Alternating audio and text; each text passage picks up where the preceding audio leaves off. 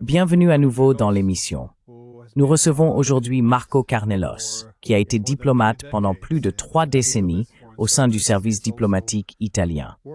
Il a également travaillé comme conseiller et envoyé spécial auprès de 3 premiers ministres, dont Silvio Berlusconi. Il a été ambassadeur en Irak et envoyé spécial pour le processus de paix en Syrie et au Moyen-Orient.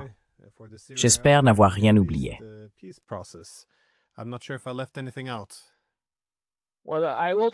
Eh bien, tout d'abord, bon après-midi, Glenn, à vous et à votre public.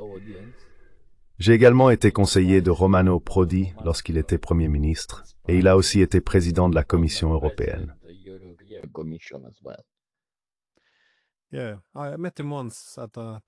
Oui, je l'ai rencontré une fois lors d'un panel au Kazakhstan. Un type formidable d'ailleurs, Prodi. Oui. Eh bien, étant donné toute votre expérience en tant que diplomate au Moyen-Orient, je voulais vraiment vous demander, peut-être commencer par une question plus large, compte tenu de l'ampleur des changements dans la région et dans le monde aussi. Puisque vous êtes un ancien ambassadeur et que vous avez été envoyé spécial dans la région, que surveillez-vous dans cette région en termes d'évolution les plus importantes?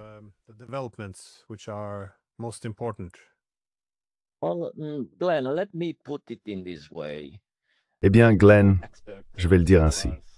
Beaucoup de gens, experts, universitaires, faiseurs d'opinion, aiment observer à quel point le Moyen-Orient a changé. Et s'il y a une constante dans l'histoire du Moyen-Orient, c'est que toute prédiction concernant la région s'avère généralement fausse.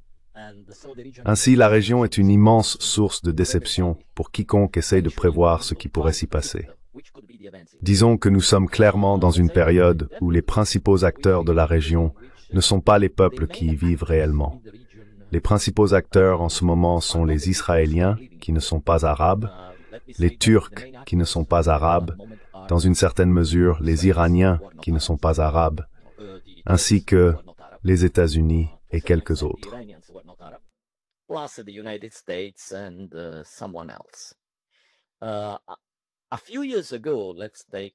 Il y a quelques années, prenons comme point de référence, par exemple, le concept du Grand Moyen-Orient, c'est-à-dire la vaste région autrefois appelée le Greater Middle East. Allant du Maroc à l'Afghanistan, l'impression à l'époque était que la soi-disant Pax Americana dans la région était en recul. On avait le sentiment que d'autres acteurs prenaient le relais et faisaient la une. Cela pouvait être la Turquie, Israël, l'Iran, et ainsi de suite. Ou encore certains Émirats du Golfe.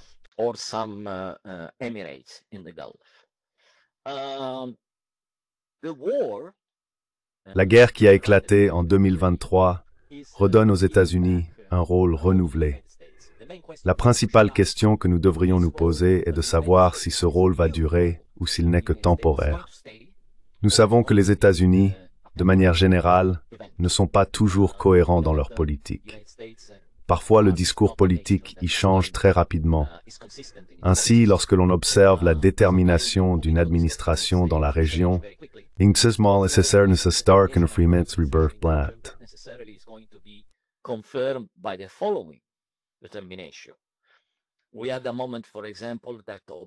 nous avons eu un moment, par exemple, lorsque Obama, après son discours du Caire en 2009, a donné l'impression d'une nouvelle approche des États-Unis dans la région. Puis, quelques années plus tard, nous avons eu le sentiment que les Américains, toujours sous l'administration Obama, n'étaient pas désireux de s'engager à nouveau, ou davantage, simplement de revenir dans la région, parce que Daesh, venu de Syrie, a commencé à occuper de vastes zones de l'Irak, menaçant plus d'un État dans la région. Ensuite, nous avons eu Trump, le premier Trump, qui a déclaré « Je ne vais pas m'impliquer dans la région, car c'est un énorme gaspillage de ressources ».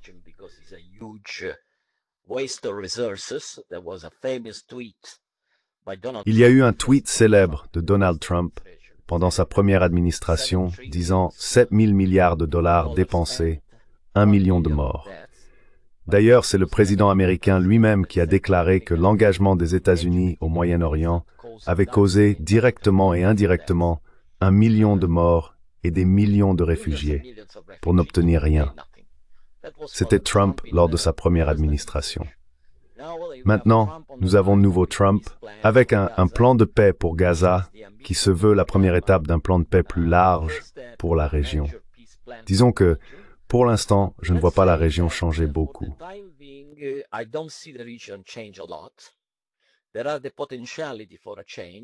Il existe un potentiel de changement, mais cela dépendra d'abord de la cohérence de Trump dans son plan. Surtout, avant tout, de savoir s'il sera un acteur équitable. Et je ne sais pas encore s'il le sera. Cela dépend aussi de la mesure dans laquelle les deux autres grandes nations, la Russie et la Chine, s'impliqueront dans la région, si elles veulent y jouer un rôle et si elles permettront aux Américains d'y réussir. Enfin, cela dépendra de ce que feront les Iraniens, en particulier si les Américains et les Israéliens tentent le changement de régime dont ils parlent depuis des décennies.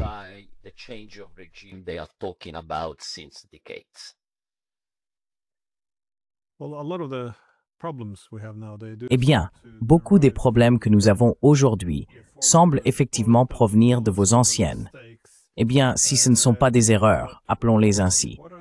Mais quelles sont les principales expériences que vous avez eues avec, disons, la politique occidentale plus large envers la région? Les Américains et les Européens, bien sûr, ont toujours eu des approches quelque peu différentes. Quels sont, selon vous, les principaux enjeux?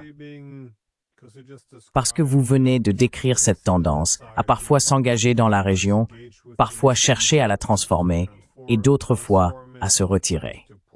Quelles vous semblent être les principales limites, ainsi que les erreurs que nous y avons commises, surtout pendant votre période au Moyen-Orient, d'après ce que vous avez observé?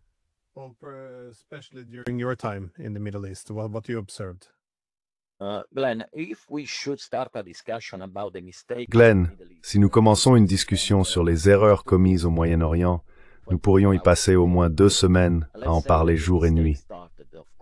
Disons que ces erreurs ont commencé, bien sûr, il y a environ 100 ans, à la suite de la Première Guerre mondiale et de l'effondrement de l'Empire ottoman.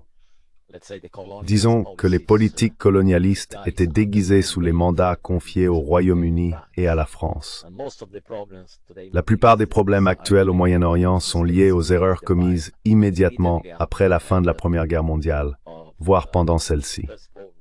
Je parle de l'accord secret entre la France et le Royaume-Uni, le fameux accord Sykes-Picot.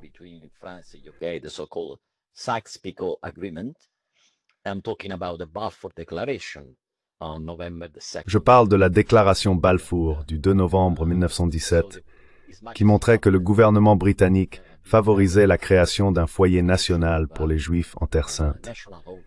Bien sûr, tout le monde a lu la première partie de la déclaration Balfour, la volonté du Royaume-Uni d'envisager positivement un foyer juif en Palestine sous mandat britannique quelques années plus tard. Mais presque personne n'a lu attentivement la seconde partie de la déclaration qui précisait que cela ne devait porter aucun préjudice aux populations déjà présentes dans la région. En réalité, ce préjudice a bien eu lieu et il fait partie de l'histoire avec laquelle nous vivons encore aujourd'hui.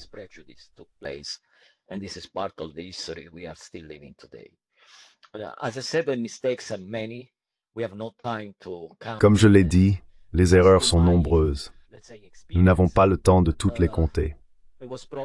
En ce qui concerne ma propre expérience, c'était probablement la tentative des États-Unis avec Israël d'imposer une Pax Americana dans la région, ou une Pax Israël américaine, qui ne tenait pas compte des dures réalités locales.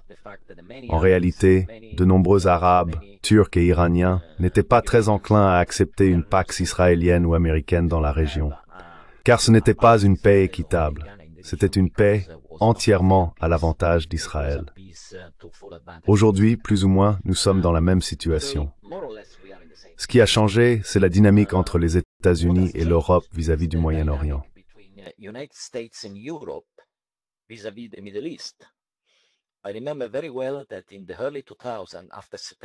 Je me souviens très bien qu'au début des années 2000, après le 11 septembre, entre 2002 et 2003, il y avait le fameux Quartet pour le Moyen-Orient. Disons un groupe de contact composé des États-Unis, de la Russie, de l'ONU et de l'Union européenne. À l'époque, la dynamique de ce quartet se jouait principalement entre les États-Unis et l'Union européenne. En fait, la principale réalisation issue du quartet à ce moment-là, je parle de 2002-2003, fut la feuille de route pour la paix israélo-palestinienne. C'était un plan très complet, extrêmement détaillé, bien plus que le plan Trump. Ce plan comportait une vingtaine de points qui furent approuvés par d'autres nations le 13 octobre au Caire, à Sharm el-Sheikh.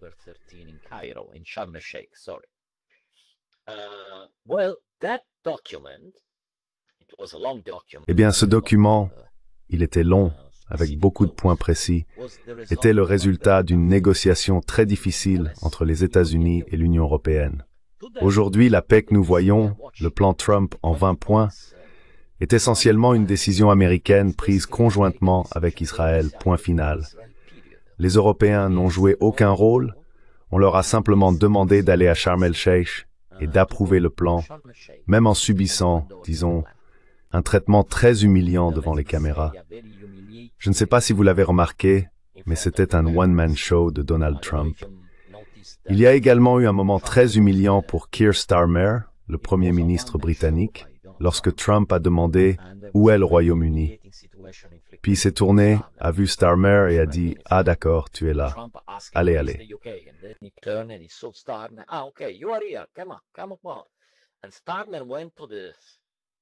Et Starmer s'est avancé vers le podium, s'attendant à ce qu'on lui demande de dire quelques mots, mais non. Trump a dit « Très bien, vous êtes là. Eh bien, repartez maintenant. » C'était donc une situation vraiment humiliante. Mais ce n'était pas la première fois que nous assistions à ce genre de scène. Quand tous les Européens étaient réunis dans le bureau ovale, assis autour du bureau de Trump, ou quand Ursula von der Leyen avait été convoquée sur le terrain de golf de Trump en Écosse, c'était le même genre de choses. Ainsi, l'Europe d'aujourd'hui n'est plus l'Union européenne du début des années 2000, et on en voit le résultat. Les erreurs que nous observons aujourd'hui, peut-être qu'autrefois elles étaient des erreurs partagées, peut-être le fruit de l'interaction entre Américains et Européens.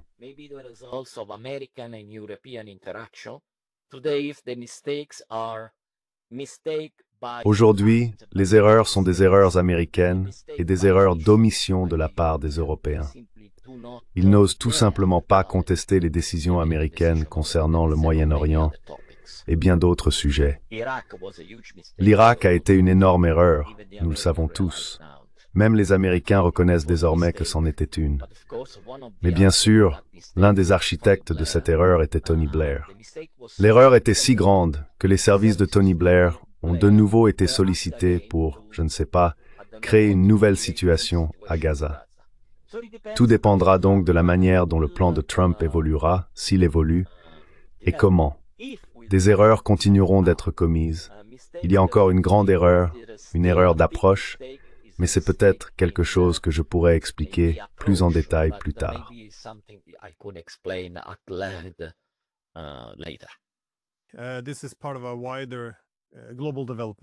Cela semble faire partie d'une évolution mondiale plus large, le grand déplacement de pouvoir entre les Européens et les Américains. Au début des années 2000, il y avait davantage de parité. Les Européens s'opposaient plus fermement aux États-Unis à propos de ce qu'ils considéraient comme une erreur en Irak. Mais aujourd'hui, bien sûr, la relation de pouvoir a changé, comme vous l'avez suggéré, avec les Européens faisant la queue devant son bureau ou cette scène encore plus humiliante en Égypte. Pendant votre mandat comme ambassadeur d'Italie en Irak, quelle a été votre principale expérience dans le développement de la région? Encore une fois, l'Italie étant un pays de taille moyenne, mais aussi un État membre très important de l'Union européenne.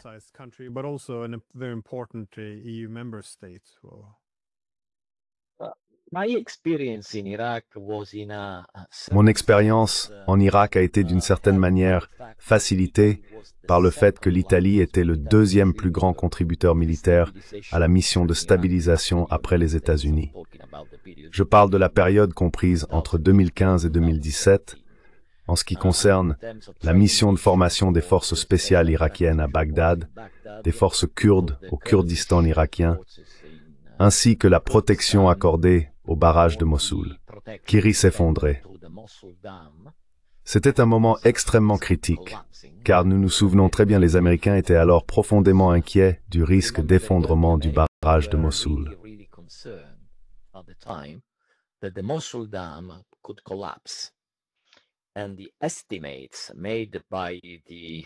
Et les estimations réalisées par le très spécialisé corps des ingénieurs américains, les projections de ce qui pourrait se produire si le barrage s'effondrait, montraient qu'il pourrait y avoir 60 mètres d'eau à Mossoul et 6 mètres d'eau 2 jours plus tard à Bagdad. Cela aurait été un événement catastrophique, avec environ 1 million de morts estimés. À cette époque, seules quelques entreprises dans le monde étaient capables de sauver le barrage. Une allemande, une française et une italienne. Les Américains ont décidé que l'entreprise qui serait qualifiée était l'italienne.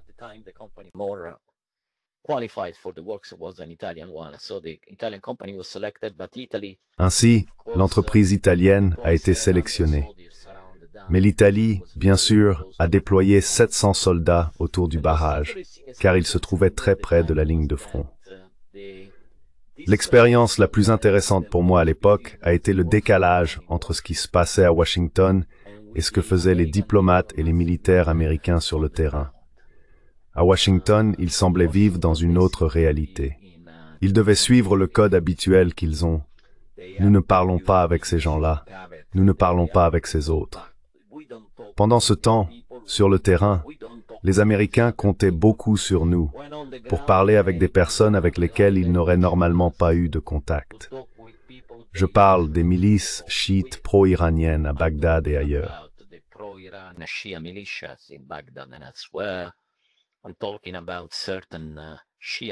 Je parle de certains groupes chiites. À l'époque, il y a eu un effort diplomatique très intéressant au cours duquel nous, les Italiens, avons discuté avec ce groupe. Certains Européens ont été assez choqués que des personnes comme moi s'entretiennent avec des individus figurant sur la liste officielle des organisations terroristes. Mais les Américains le savaient parfaitement et m'ont même encouragé à le faire. À une occasion, j'ai même facilité une rencontre entre les Américains et les chiites afin de les aider à mieux comprendre la situation et à mettre en place quelque chose sur le terrain qui puisse servir d'élément de stabilisation. Et dans une certaine mesure, cela a fonctionné.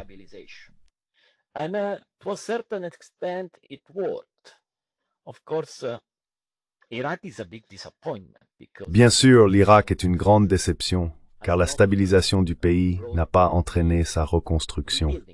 L'Irak souffre d'un énorme problème de gouvernance et malheureusement d'un niveau de corruption encore élevé.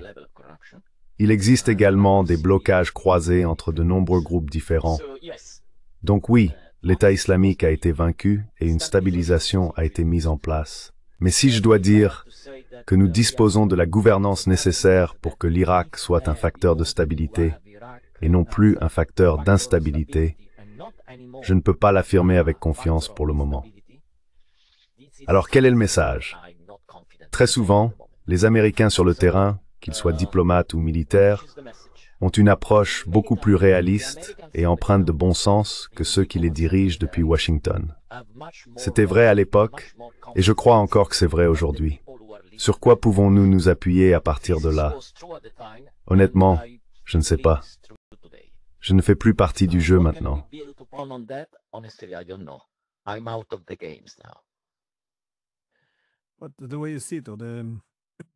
Mais selon votre point de vue, les Européens jouent désormais un rôle moins indépendant vis-à-vis des États-Unis. Voyez-vous des conséquences plus larges? Je pense, par exemple, aux 3 de l'UPMR, ou aux 3 Européens, qui ont imposé le rétablissement des sanctions contre l'Iran. Ce que j'entends de Téhéran, c'est qu'il n'y a plus aucun intérêt à parler aux Européens. La seule raison pour laquelle on les écoutait au départ, c'est qu'ils avaient une certaine influence. Mais maintenant, non seulement ils ont rompu un lien et un accord politique important, mais ils sont aussi perçus comme subordonnant essentiellement leur prise de décision aux Américains. En somme, ce n'est pas très différent de ce qu'on entend souvent à Moscou. Il n'y a plus de raison de parler aux Européens. Autant aller directement à Washington, qui, d'une certaine manière, représente désormais l'Europe.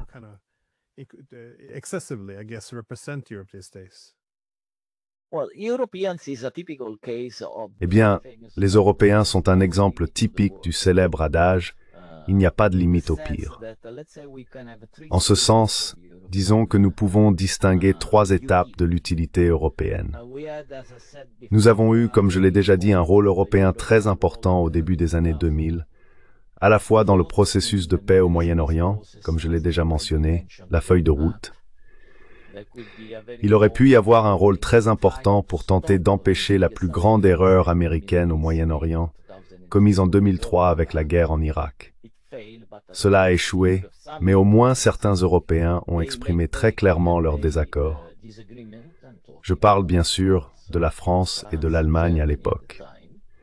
Puis vient la deuxième étape, celle où les Européens sont devenus insignifiants. C'est la période que nous vivons depuis quelques années, lorsque les Européens n'ont pas été capables de faire quoi que ce soit pour modérer ni les Américains, ni les Israéliens dans la guerre à Gaza.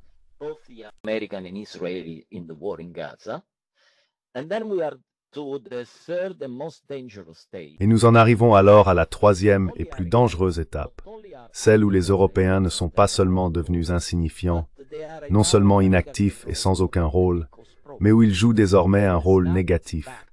Ils provoquent en réalité des problèmes. La décision concernant le rétablissement des sanctions que vous venez de mentionner est un exemple typique de ce que j'appelle la loi de Murphy du Moyen-Orient. Vous connaissez la célèbre loi de Murphy. Si quelque chose peut mal tourner, cela tournera mal. Dans le cas des Européens, si quelque chose peut être mal fait au Moyen-Orient, vous pouvez être sûr qu'ils le feront. Et bien sûr, ils l'ont fait. Car à ce moment de tension, la dernière chose dont nous avions besoin, c'était d'une nouvelle montée des tensions avec l'Iran. En fin de compte, les Européens ont sans doute la mémoire courte, mais l'accord nucléaire avec l'Iran est détruit par les Américains, pas par les Iraniens.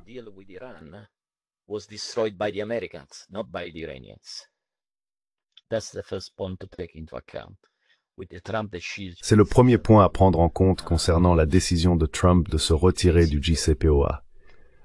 Ensuite, Trump, puis plus tard l'administration Biden, ont tenté de relancer le JCPOA, sauf qu'ils ont essayé de le faire différemment, en cherchant à conclure un nouvel accord. Mais les Iraniens n'avaient aucune raison de le faire, car l'accord initial fonctionnait. Tout le monde l'appliquait, sauf les Américains. Même sous l'administration Obama, il n'a pas été mis en œuvre dans l'esprit complet de l'accord. Mettons cette question de côté. Maintenant, au lieu de punir le pays qui a tenté de détruire l'accord, les États-Unis, ont puni le pays qui l'a respecté avec le rétablissement automatique des sanctions. Je ne vois donc honnêtement aucune raison logique pour que les Européens aient agi ainsi.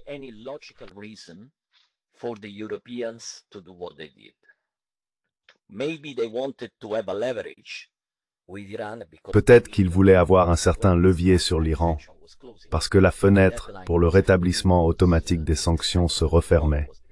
L'échéance, je crois, était prévue pour demain, probablement le 21 octobre. Ils ont agi en ce sens, probablement à la demande des Américains, car juridiquement parlant, les États-Unis étant sortis de l'accord, ne pouvaient pas promouvoir le rétablissement des sanctions. Ils ont donc demandé aux Européens, et les Européens ont immédiatement accepté. À présent, les chances de revenir à un accord nucléaire avec l'Iran deviennent de moins en moins favorables, malheureusement. En fin de compte, les Européens deviennent comme le roi Midas, celui qu'on disait avoir le toucher d'or. Tout ce qu'il touchait se transformait en or. Dans le cas des Européens, je suis vraiment désolé de dire que tout ce qu'ils touchent ne se transforme pas en or. Cela devient quelque chose de bien moins agréable. C'est brun et ça pue, et tout le monde comprend de quoi je parle.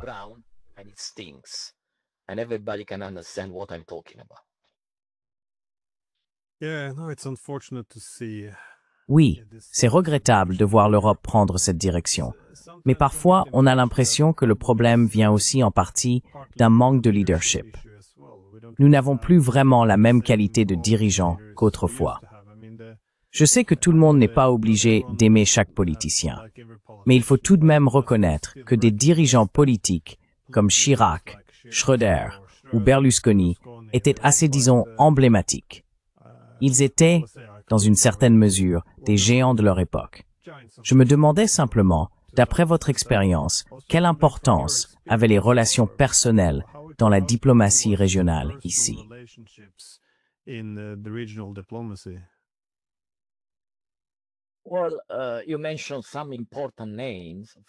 bien, vous avez mentionné des noms importants.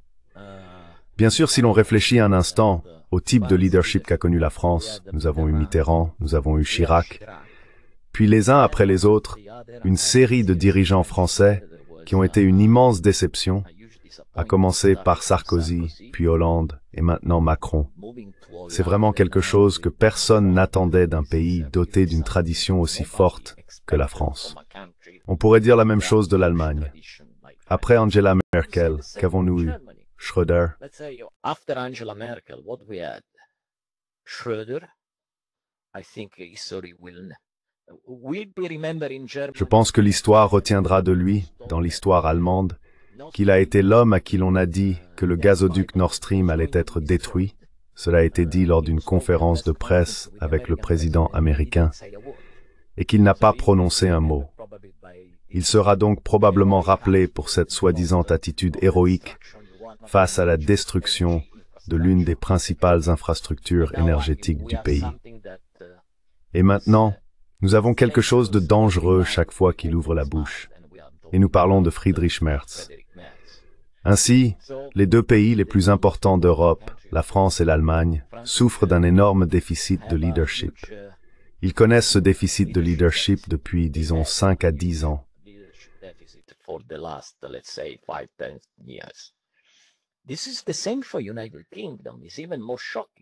C'est la même chose pour le Royaume-Uni. C'est encore plus choquant. D'accord, le Royaume-Uni n'est plus membre de l'Union européenne. Mais peut-on vraiment dire que nous avons eu de grands dirigeants comme Margaret Thatcher? Eh bien non. Nous avons eu Theresa May, nous avons eu Boris Johnson, nous avons eu une femme qui a tenu 30 jours, j'ai même oublié son nom, puis nous avons eu un autre homme qui est resté environ 1 an et demi, le premier Premier ministre britannique, qui n'était pas d'origine anglo-saxonne. Et maintenant, nous avons une autre catastrophe en préparation, appelée Keir Starmer. Comment pouvons-nous espérer que l'Europe soit un acteur pertinent sur la scène internationale avec ce genre de leadership?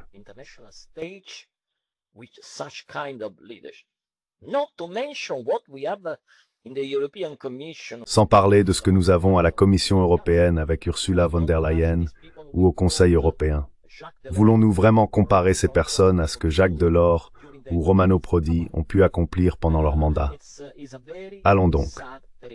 C'est une page très triste de l'histoire européenne.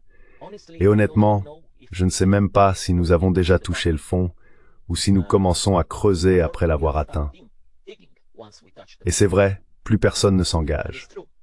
Les Européens ne sont pas impliqués ni dans le dossier russo-ukrainien, ni dans le dossier du Moyen-Orient. Et je crois aussi que même la Chine n'est plus intéressée par un véritable dialogue politique avec l'Union européenne.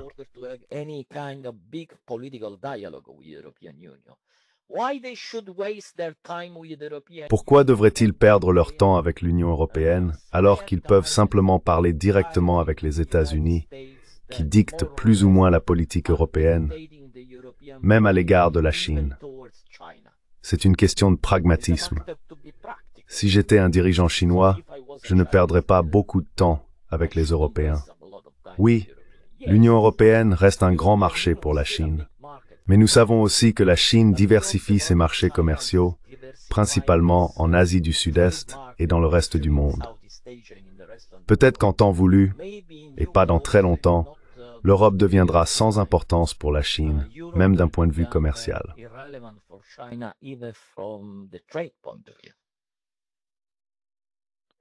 With China, though, I mean, Avec la Chine, cependant, je veux dire sa présence au Moyen-Orient est également en expansion. Cela a été principalement d'ordre économique. Mais nous avons aussi vu cela se traduire par des initiatives telles que les efforts pour améliorer les relations entre l'Iran et l'Arabie saoudite. Mais bien sûr, nous avons aussi la Russie, qui je suppose revient au Moyen-Orient de manière significative à travers la Syrie. Je pense que la soumission syrienne, ou plutôt la situation là-bas, a créé de nombreux problèmes complexes pour les Russes dans d'autres parties de la région. J'ai donc l'impression qu'ils ne sont pas mécontents que cette période soit terminée. Néanmoins, leurs ambitions dans la région, sur les plans économiques et diplomatiques, ne sont pas terminées. Je dirais que les Chinois disposent principalement de l'influence économique dans la région. Comment voyez-vous l'entrée de ces deux géants eurasiens transformer l'ensemble de la région?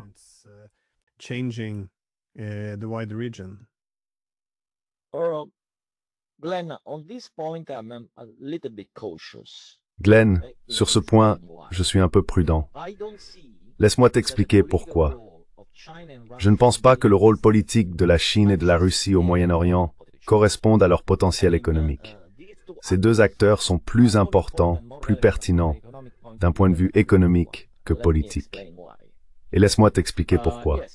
Oui, la Chine a remporté un grand succès en lançant un dialogue diplomatique entre l'Arabie saoudite et l'Iran. Peut-être que ce dialogue se poursuit, peut-être qu'il se passe quelque chose que nous ignorons, et qu'en coulisses, les deux pays avancent, mais nous n'avons aucune preuve pour l'affirmer avec certitude.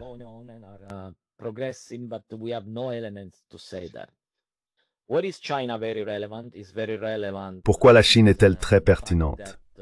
Elle l'est parce que sa relation commerciale avec la région s'améliore considérablement. À travers les différents formats que la Chine a lancés avec la Russie et d'autres pays, je parle des BRICS plus, un nombre important d'acteurs du Moyen-Orient ont été ajoutés au groupe. C'est également significatif avec l'Organisation de coopération de Shanghai. Et ça är que China måste fort bröstet av ordinell liturmorskip och fin små, exegdi en renminbi.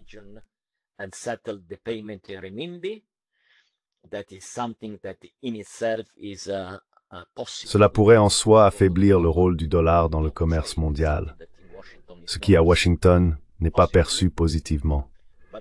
Mais il existe de gros problèmes avec les projets de la ceinture et la route en Égypte, autour du canal de Suez, avec les Émirats, et ainsi de suite. Pourtant, je ne vois pas la Chine jouer au Moyen-Orient le rôle qu'un pays de sa taille mérite. Et c'est très étrange, car le Moyen-Orient est l'un des principaux fournisseurs d'énergie de la Chine. Si j'étais à la tête de la Chine, je me concentrerais beaucoup plus sur la région. Pour l'instant, le Moyen-Orient est essentiellement un spectacle américano-israélien. Middle East is essentially an American-Israeli show. Well, sometimes we have some formats that are coming out with Turkey. Eh bien, parfois, nous avons certains formats élaborés avec la Turquie qui ont été plus ou moins admis dans cette possible autorité de transition qui prendra place à Gaza. Je pense que le diable se cache dans les détails, et les détails sont très faibles. Mais nous savons que surtout au Moyen-Orient, le diable ne se cache pas seulement dans les détails. Le diable nage dans les détails. Il reste donc encore beaucoup de chemin à parcourir pour clarifier les choses. De plus, comme vous l'avez mentionné dans une publication hier, le cessez-le-feu a été établi, mais pendant ce cessez-le-feu, je pense qu'Israël a déjà tué environ une centaine de Palestiniens.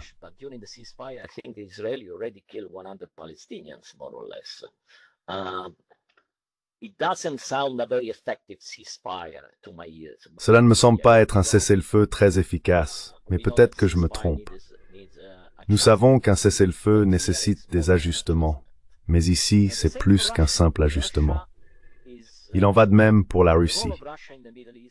Le rôle de la Russie au Moyen-Orient est très important à travers le format OPEP+, où l'interaction entre la Russie et l'Arabie saoudite a réussi à stabiliser le prix du pétrole au cours des 10 ou 15 dernières années.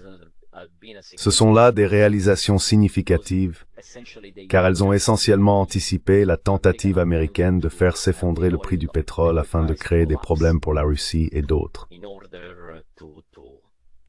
create a problem to Russia and to someone else. Yes, Moscow, Iraq, and Syria. Oui, Moscou, l'Irak et la Syrie. En réalité, d'un point de vue militaire, ils n'ont jamais quitté la Syrie, car au port de Tartus et à la base aérienne de Meimim, les Russes n'ont jamais quitté ces deux endroits. Il y a également eu une visite de l'ancien chef d'Al-Qaïda en Russie, simplement pour montrer une fois de plus à quel point tous ces pays sont sérieux lorsqu'ils affirment lutter contre le terrorisme. Ainsi, même la Russie a tout intérêt à garder le Moyen-Orient sous contrôle, ou du moins à y maintenir une présence significative. Et avec tous les efforts que la Russie et la Chine déploient pour leur soi-disant intégration eurasienne, le Moyen-Orient est une région cruciale, pouvant potentiellement servir de corridor économique. L'Iran est un partenaire clé pour les deux parties.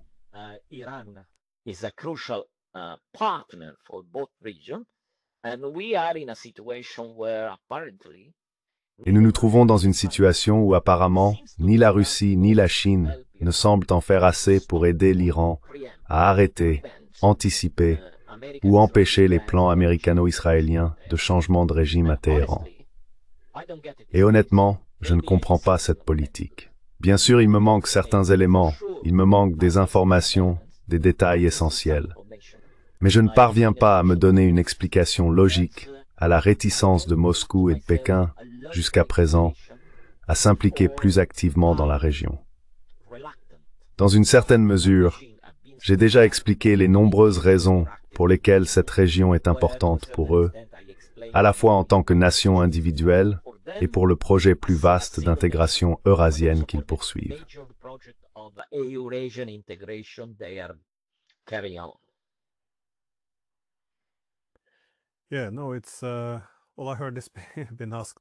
Oui, non. Tout ce que j'ai entendu a déjà été demandé auparavant aussi.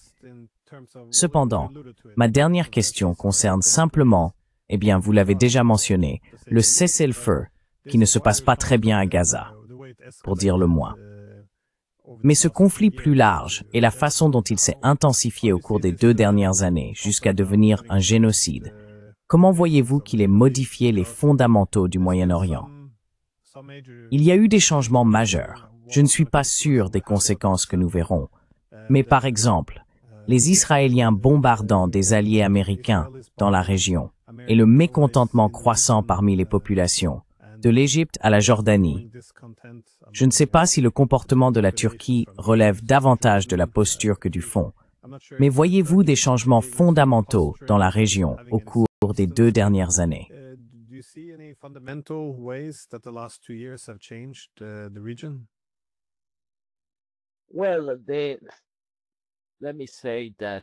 Eh bien, permettez-moi de dire ceci.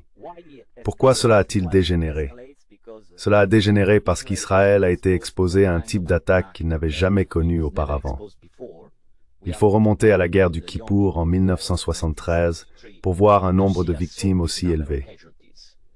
À cette époque, il s'agissait principalement de pertes militaires dans la péninsule du Sinaï.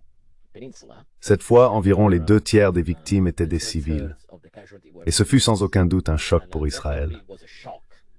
Dès le lendemain, j'ai eu l'occasion de rencontrer certains homologues israéliens et ils m'ont dit, cette fois, nous allons réagir d'une manière que vous n'avez jamais vue auparavant.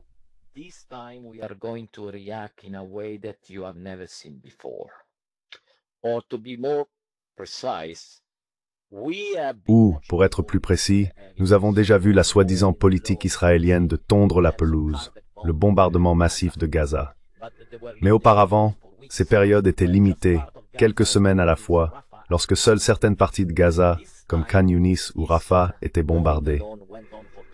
Cette fois, cette tonte de la pelouse a duré 2 ans, avec des destructions dévastatrices. Ils ont essentiellement effacé Gaza de la carte. Et malgré tout cela, le Hamas n'est pas vaincu. Il est considérablement affaibli. Ils ont perdu beaucoup d'hommes. Mais il n'est pas vaincu. Et selon la logique de ces mouvements au Moyen-Orient, où ils se perçoivent comme David face au Goliath israélien, le simple fait de ne pas avoir été vaincus signifie dans leur perception de la réalité qu'ils ont en fait gagné.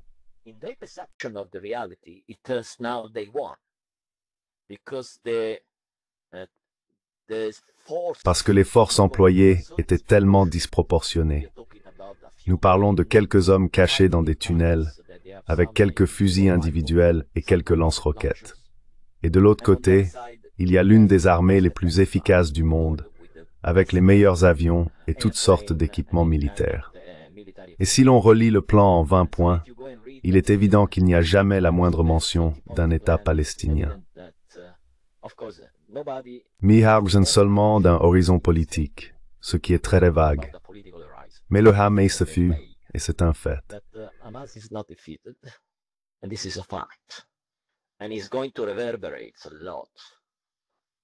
Et cela va beaucoup résonner dans les rues, non pas dans les tribunaux, ni dans les palais du Moyen-Orient, mais dans les rues parmi le peuple.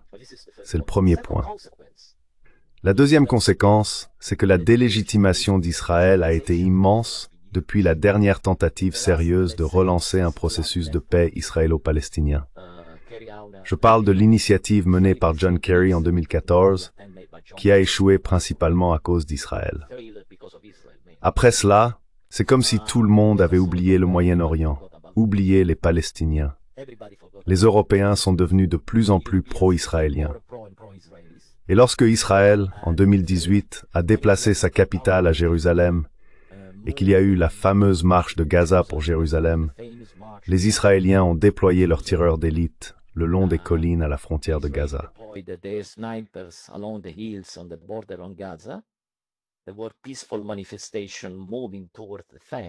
Il y a eu des manifestations pacifiques se dirigeant vers la clôture, des manifestations symboliques, et des centaines de personnes ont été tuées par des tireurs d'élite israéliens. Pas une seule voix ne s'est élevée des États-Unis ou de l'Europe pour dénoncer ce qui s'est passé.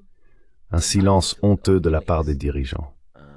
Cette fois, l'ampleur des tueries est telle qu'il existe désormais un motif légitime pour enquêter sur les pratiques israéliennes comme un possible génocide.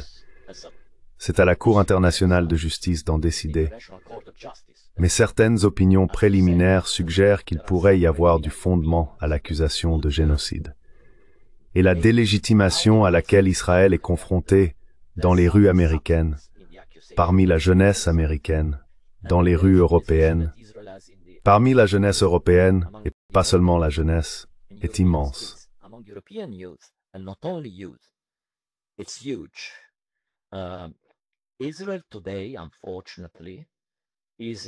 Israël est aujourd'hui, malheureusement, dans une situation de paria. Il faut remonter aux années 1960 après la guerre des 6 jours pour trouver une situation comparable. Et je ne sais pas comment Israël pourra s'en sortir. Il dispose encore d'un appareil très puissant de façonnage médiatique, d'un dispositif très fort de construction du récit. Il bénéficie encore d'un soutien important en Allemagne, dans d'autres capitales européennes et aux États-Unis. Mais pour se relever d'une telle situation, plus vite les Israéliens se débarrasseront de Netanyahou, Ben Gvir et Smotrich, mieux ce sera. Et même cela ne suffira pas, car le principal problème est que même l'opposition israélienne est d'accord avec la politique du gouvernement à Gaza.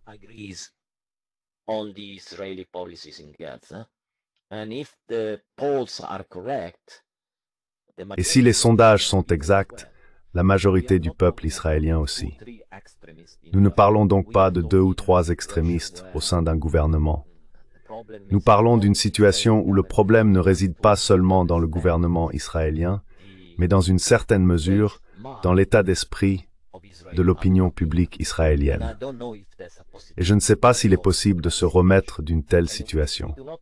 Si nous n'y parvenons pas, une paix équitable, juste et durable avec les Palestiniens deviendra de plus en plus difficile. Également parce que, du côté palestinien, en raison de ce qui s'est passé au cours des 2 dernières années, la volonté de parvenir à une paix permanente avec les Israéliens a peut-être considérablement diminué.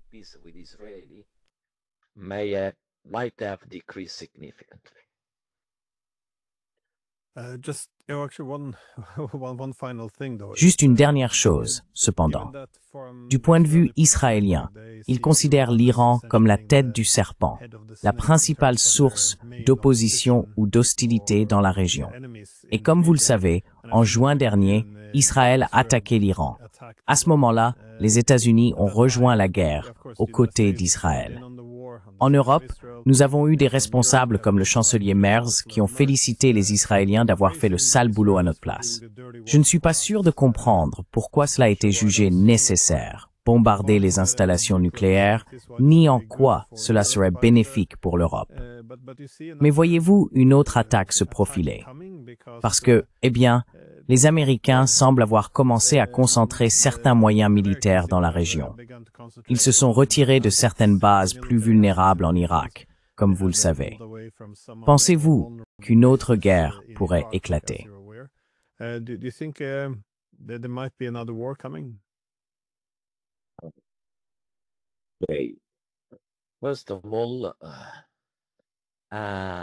Tout d'abord, cela dépend beaucoup du succès du plan.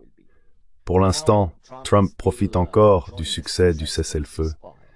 Mais en réalité, l'ambition du plan de Trump est d'être quelque chose de plus qu'un simple cessez-le-feu. Pourtant, on voit déjà que ce cessez-le-feu est fragile. Aussi parce que, techniquement parlant, même les Israéliens le reconnaissent de manière informelle.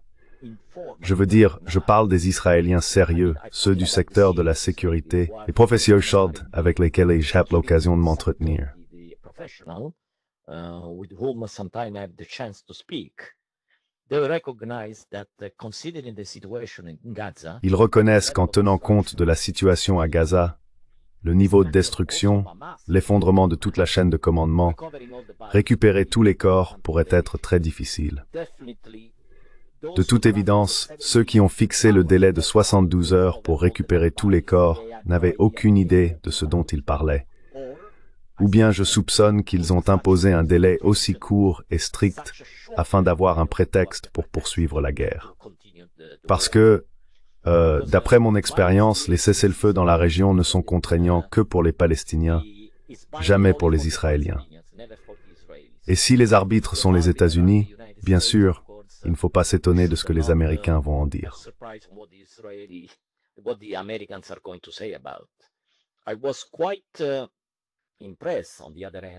J'ai été, en revanche, assez impressionné par l'interview que Steve Witkoff et Jared Kushner ont donnée ensemble à 60 minutes sur CBS, où ils ont déclaré ouvertement qu'Israël devenait incontrôlable.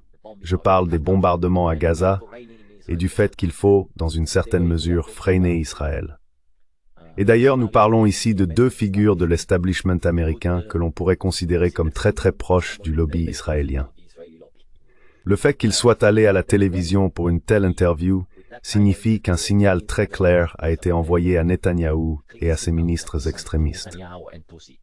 Voilà donc le premier point. Le second, c'est qu'il est temps d'arrêter de parler de l'Iran comme d'une menace existentielle pour Israël.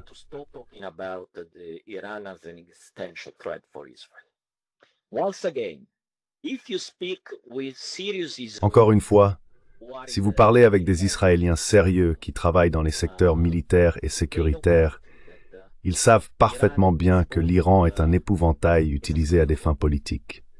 La plus grande menace existentielle pour Israël se trouve à l'intérieur d'Israël, et ils le reconnaissent.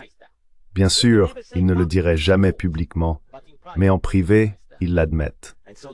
C'est donc un sujet sur lequel Israël devrait se pencher pour en tirer les conséquences. Oui, l'Iran a sa propre politique. Il est certain que pour de nombreux Israéliens, elle peut sembler dangereuse. Mais si l'on veut me faire croire que l'Iran a la capacité de représenter une menace existentielle pour Israël, j'en doute. Le pays est sous sanction depuis 40 ans. Oui, dans une certaine mesure, il a réussi à en contourner certaines. Mais Israël a démontré à quel point l'Iran pouvait être profondément infiltré par ses agents et ses services de renseignement.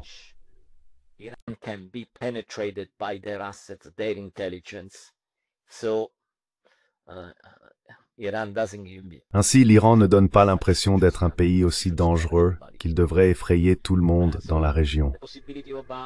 Et donc la possibilité d'une frappe, si le plan de Trump s'enlise dans les sables mouvants, comme je le crois, parce qu'il est trop vague, et qu'une fois la célébration terminée, quelqu'un doive travailler sérieusement sur les détails du plan, en reconnaissant aussi les griefs palestiniens, eh bien, il sera probablement bloqué.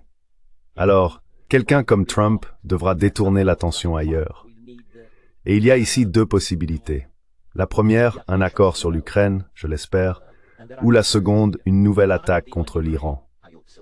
Je ne veux pas m'aventurer à dire ce qui pourrait se passer avec la Chine, mais les signaux concernant la Chine sont trop contradictoires. Donc je préfère ne pas aborder ce sujet cette fois. Peut-être une autre fois.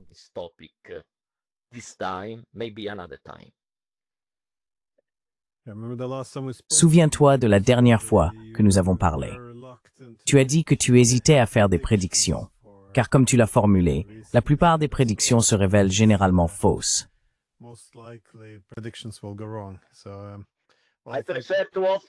Je préfère offrir des points de vue.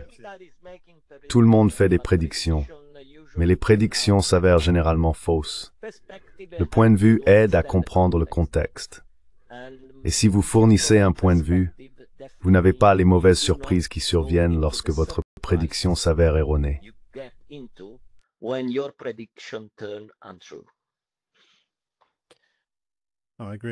Je suis d'accord. Donc oui, merci beaucoup d'avoir partagé vos réflexions. J'espère que vous pourrez revenir discuter avec nous un de ces jours.